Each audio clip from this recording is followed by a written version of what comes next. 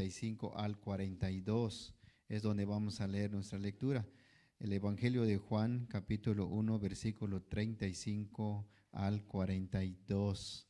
En cuanto lo tengan, digan un amén para leer todos juntos. Juan, capítulo 1, versículo 35 al 32. Dice así: El siguiente día otra vez estaba Juan y dos de sus discípulos, y mirando a Jesús, quien andaba por allí, dijo: He aquí el Cordero de Dios. Le oyeron hablar los dos discípulos y siguieron a Jesús. Y volviéndose Jesús y viendo que le seguían, les dijo: ¿Qué buscáis? Ellos le dijeron: Rabí, que traducido es maestro, ¿dónde moras? Les dijo: venid y ved. Fueron y vinieron donde moraba y se quedaron con él aquel día, porque era como hora 10. Andrés, hermano de Simón Pedro, era uno de los dos que habían oído a Juan y habían seguido a Jesús. Este halló primero a su hermano Simón y le dijo: hemos hallado al Mesías, que traducido es el Cristo. Y le trajo a Jesús, y mirándole Jesús dijo: tú eres Simón, hijo de Jonás, tú serás llamado Cefas, que quiere decir piedra. Palabra de Dios. Tomen su asiento, mis queridos hermanos. Hoy vamos a seguir estudiando. Como hemos iniciado el Evangelio, hemos visto también Cristo, la relación con Dios. También hemos visto la relación con la creación y también hemos visto la relación con los hombres y el testimonio también de Juan. Hoy vamos a ver los primeros discípulos, que son producto de un testimonio confiable. Punto número 1, donde vamos a estar estudiando hoy, mis queridos hermanos: el testimonio sobre Jesús debe ser confiable. Versículo 35 al 37. El testimonio de Juan es confiable y se refiere al Cordero de Dios. Estaba allí, según el versículo 35, dice: estaba allí Juan, y fijándose en Jesús que pasaba por allí, y dijo: he aquí el Cordero de Dios. El mensaje de Juan el Bautista es el tema: he aquí el Cordero de Dios. Ese es el mensaje de Juan. ¿Y cuál es su actitud del predicador? Si ustedes ven, fijando siempre en Jesús, el predicador fijando en Jesús. Su actitud muestra su posición en concentrándose todo su alma en el mensaje que daba. Juan está concentrado su alma en el mensaje que daba. Fue un mensaje breve, pero fue una palabra dicha en sazón, llena de poder, y fue inmediatamente fructífero. Vamos a ver el fruto de su mensaje según el punto número 2, un acto de fe de sus discípulos en el versículo 37. Le oyeron hablar los discípulos y siguieron a Jesús. La fe viene por el oír, y el oír por la palabra de Dios. Según el apóstol Pablo en Romanos 10:17, así que la fe es por el oír, y el oír por la palabra de Dios. Juan, con su testimonio de inmediatamente su fiel predicación, perdió los dos discípulos que seguían, pero él estaba muy contento de verlos a seguir a Jesús, aunque él los había perdido, pero él está muy contento al verlos seguir a Jesús. Los dos discípulos que habían estado siguiendo a Juan, ahora, según el versículo 35, siguen a Jesús en base del testimonio de su primer maestro. Deja a Juan y sigue al Señor. O sea, los discípulos han estado con Juan, pero Juan testifica el Cordero de Dios. Ahora los discípulos siguen al Señor. Ellos quizás costaron mucho a seguir su último maestro, pero el sacrificio de ellos y ellos también han tomado una decisión dispuesto a seguir al Señor. ¿Por qué ellos tomaron esa decisión? Podemos hacer esta pregunta. Por la comunión con aquel que puede quitar el pecado. Eso, ellos han oído a Juan predicando el versículo 29 que vimos la semana pasada. Él dice, he aquí el Cordero de Dios que quita el pecado del mundo. Esa es la razón. Ellos tomaron la decisión, seguir al Señor. En esta noche, mis queridos hermanos, todos nosotros que estamos aquí en esta noche, hemos creído que Cristo es el Cordero de Dios, que quita nuestros pecados. Por eso, seguimos a Él como nuestro único Salvador. Por esa razón, nosotros nos reunimos en este edificio cada domingo, cada miércoles y cada sábado, porque hemos creído que Cristo es el Cordero de Dios, que quita nuestro pecado y hemos sido salvos por Él. Punto número 3, una pregunta escudriñadora en el versículo 38. Veamos en el versículo 38. Y volviéndose Jesús y viendo que le seguían, les dijo, ¿qué buscáis? Y ellos le dijeron, Rabí, que traducido es maestro, ¿dónde moras? Jesús pone a prueba los motivos de aquellos que lo siguen antes de confiar en ellos. La pregunta aquí, ¿cómo prueba Jesús a ellos? Podemos ver en la pregunta que hace, ¿qué buscáis? Esa pregunta de Jesús podemos ver la intención de los dos que están siguiendo a Él. ¿Qué buscáis? Jesucristo también podría buscar, ¿están buscando honores y preferencias mundanas al seguir a mí? ¿O es algo temporal lo que están buscando de mí? ¿O es a mí buscan? Son preguntas que hace el Señor y dice, bueno, podemos ver, y si es así, yo soy el camino, la verdad y la vida. Al seguirme, estás buscando el camino de Dios, la verdad de Dios y la vida de Dios. Por esa razón dice el Señor Jesucristo, ¿qué buscáis? Hermanos, presente en esta noche, que esta pregunta de Jesús hizo a los dos hombres que escudriñen nuestros corazones también. ¿Por qué seguimos al Señor? Seguimos a Él porque Él es el camino. Seguimos a Él porque Él es la vida y Dios mismo. Esta pregunta nos hace una reflexión. ¿Por qué seguimos a Él? Seguimos a Él porque Él es el camino y vida. Si es así, debemos entregar nuestra vida a Él por completo y servirle, como hizo esos dos discípulos. Ellos creyeron en Él y siguieron a Él. Nosotros debemos hacer lo mismo, no importando nuestra necesidad, no enfocarse en buscar el dinero, más bien servámosle a Él con todo nuestro ser. Esa es la única razón de reconocer nuestro Señor Jesucristo y seguirle a Él.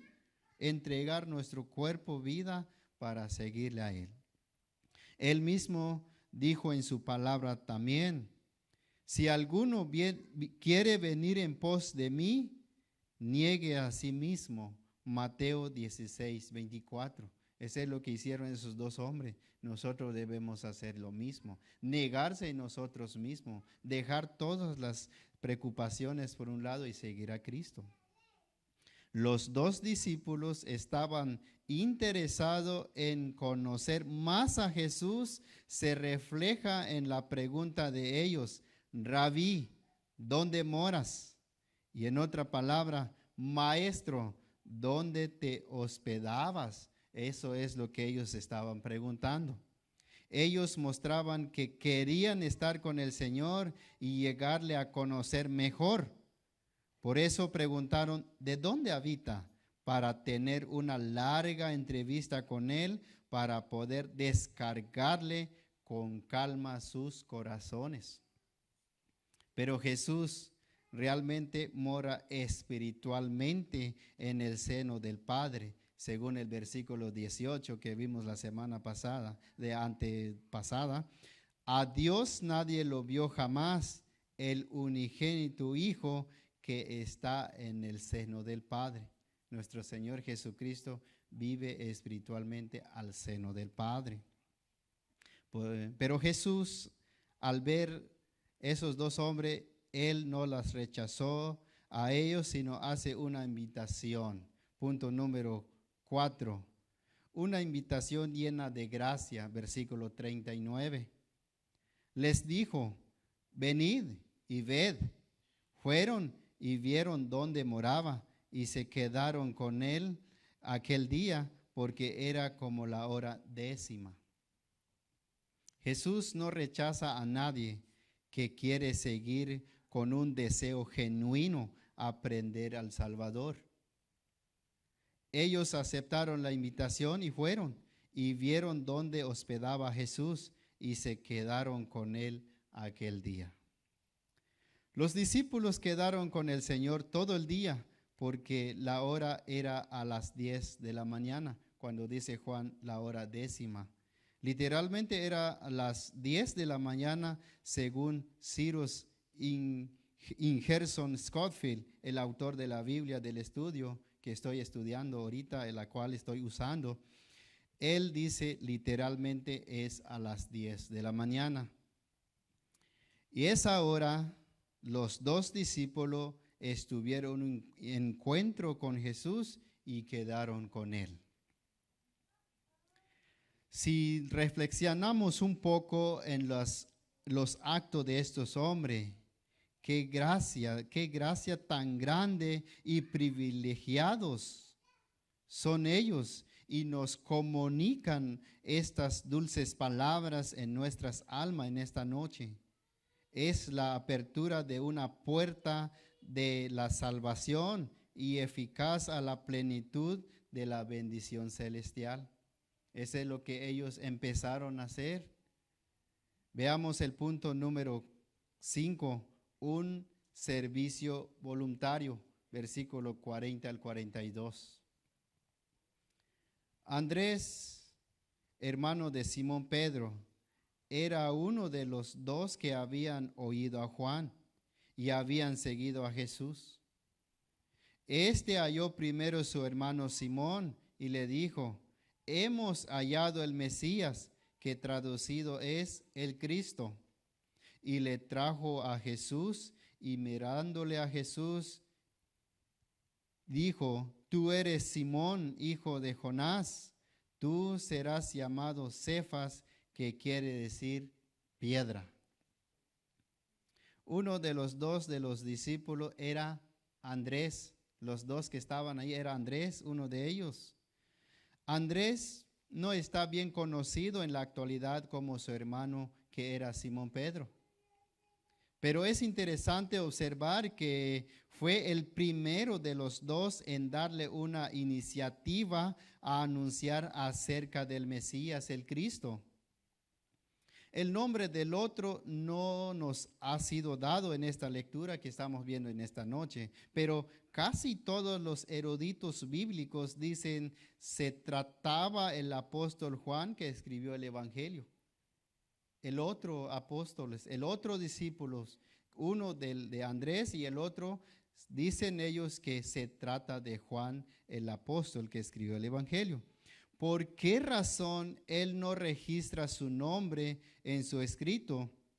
Por su humildad llevó a no mencionar su propio nombre en su escrito. Eso es la razón. Juan no registra su nombre en el Evangelio porque él es humilde, no quiere representarse, pero sí él uno de esos dos discípulos que estaban en ese momento. Versículo 41 dice, Andrés, después de conocer a Jesús, rápidamente se fue a su familia. Emocionantemente fue a su hermano a dar la noticia. Es una emoción. Después de estar con Jesús, él se siente tan emocionado y rápidamente fue a su familia y llegó a su hermano Simón Pedro. Y esa noticia es muy emocionante y él dijo, hemos hallado el Mesías.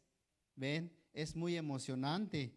También nosotros nos emocionamos al escuchar cómo lo presenta él a su hermano. Hemos hallado el Mesías. Andrés anunció una noticia asombrosa, que durante al menos 4,000 años los hombres habían esperado el prometido Cristo, el ungido de Dios.